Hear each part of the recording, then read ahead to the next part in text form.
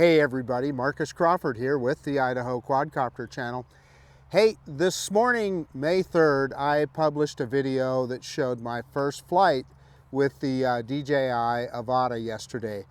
I struggled quite a bit, but I think I kind of finally figured out what I was doing. So today I'm out at Julius Kleiner Park and I'm gonna try again. Yeah, without any further ado, let's quit messing around. Let me get everything fired up here. We're gonna use the motion controller too and the Integra goggles. I even figured out the way DJI said to store this. Works pretty darn good, really. But at any rate, let's quit messing around. Let's get this bird in the air. Okay, so I'm fired up, but I've got a battery firmware update that's going on right now.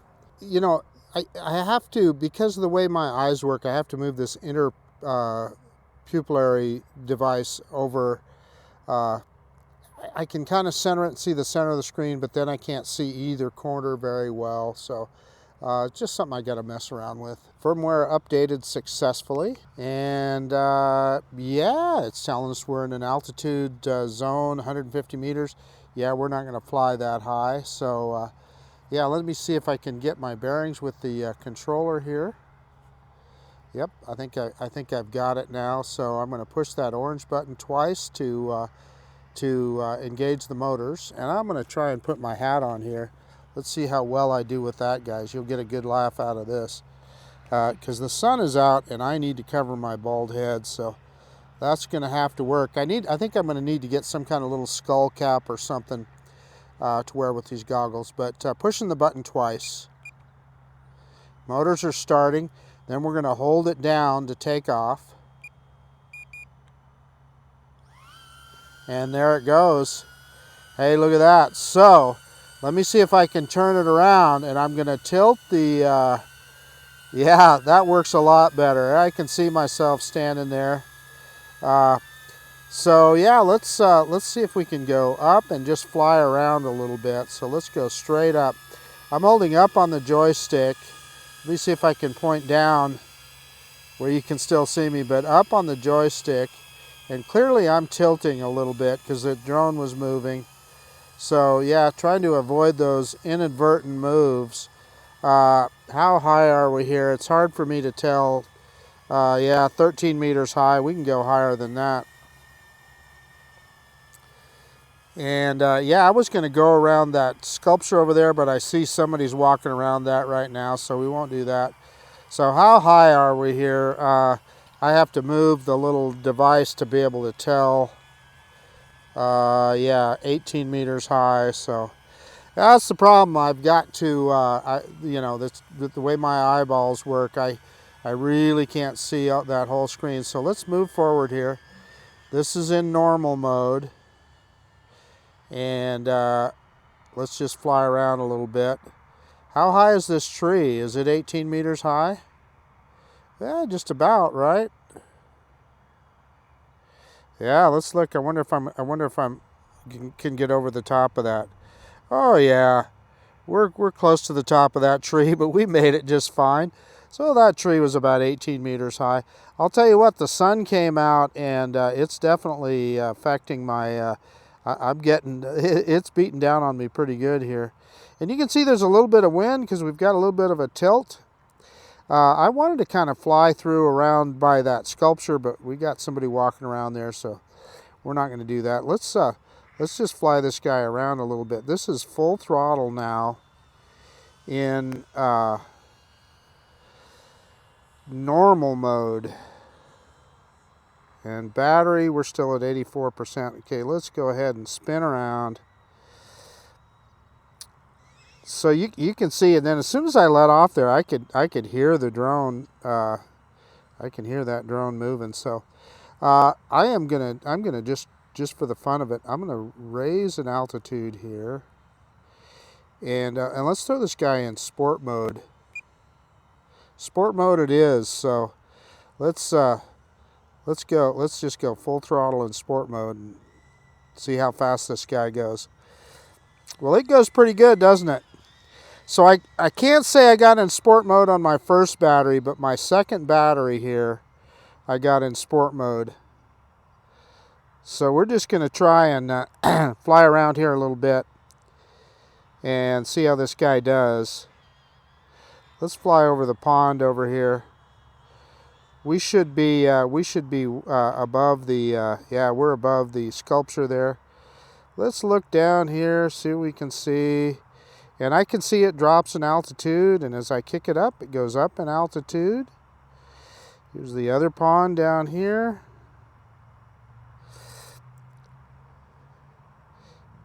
Yeah, that was kind of fun doing a dive down on the fountain there. And let's kick it up, and let's see if I can move around the yeah.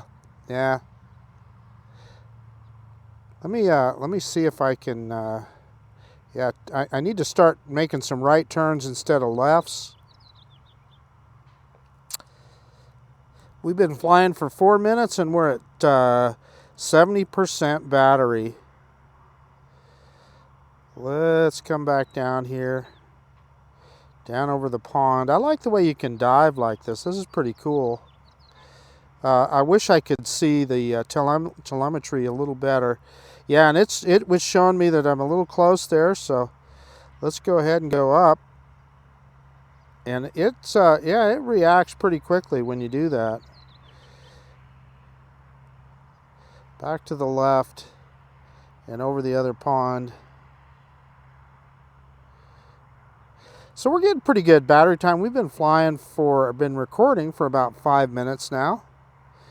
Let me I'm going to go back into normal mode. And so that'll slow things down a little bit. And let's see if we can get a little lower on the pond here. Yeah, there we go. Flying the Avata over water. I don't know how many guys do that on their second flight.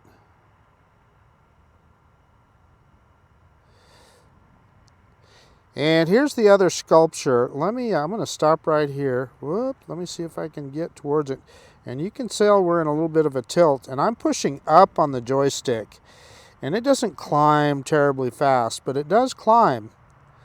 So I guess what I'm figuring out is the faster way is to pull that trigger. And you gain altitude pretty quickly. But that joystick, I can see if you're trying to stay in one spot and climb, that's probably the way to go. Let's go back and look at that sculpture again. I wonder if I can I'm pushing the joystick to the right. I'm trying to figure out how to do an orbit. So if I tilt like this, I don't know, yeah, I'm going to have to figure that out. I kind of want to do an orbit around that, but just I just can't figure it out. So I guess we could. We got some flags here. Will this be my first gap between the flags? Yeah, I guess it will be, won't it? And let's go up. And it showed us that we had stuff down below us there. So yeah, my first gap.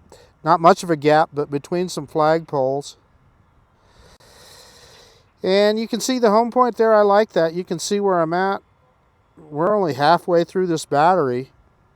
So I'm pretty pleased. I'm having a lot better luck this time than I had with my last flight. Let's, and I still, you know, I'm, just like I said, I'm trying to figure out how to control this guy. You know, I just don't feel like I have the level of control. Yeah, we still got that guy walking around in the labyrinth there. My purpose in going here was to fly around there, but yeah, when there's somebody in there, we're just not going to be able to do it. So, you know, I could sit here all day long and there'd be nobody there.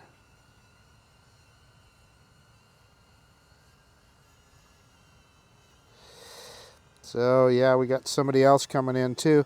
So, you know, it's taken me a while to kind of just get the feel of the controls here. and figure out what I'm doing. So the guy in that labyrinth, he's kind of sitting right in the center of it, which is kind of what I wanted to. I kind of wanted to go through there, but it is what it is. There's somebody's dog right there. We can go around the other side of this tree, I think. I'm used to being able just to hit that up stick and get altitude. You know, I've got that joystick here, and maybe there's a way to control it, but yeah, it you know, I haven't. It's something that I'm going to have to figure out. And like, you know, right down here, I just don't. I'm not feeling like I have the control. I've watched, you know, people do these.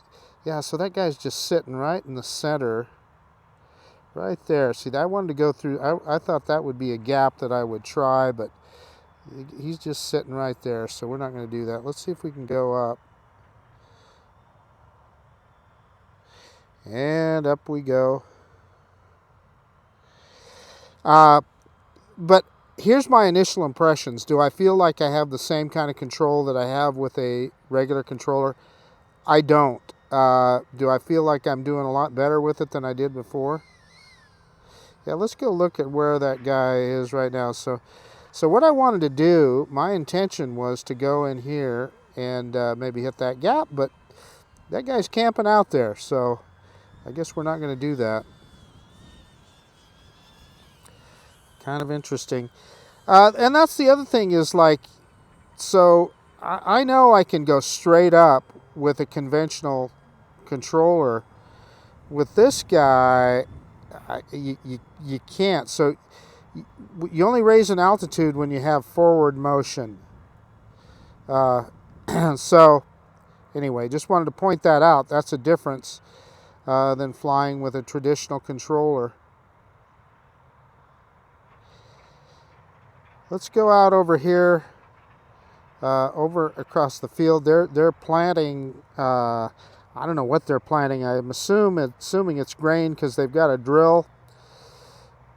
He's drilling right there. Only in Idaho are you going to see agriculture right in the middle of town like this. But pretty cool that he's drilling and planting.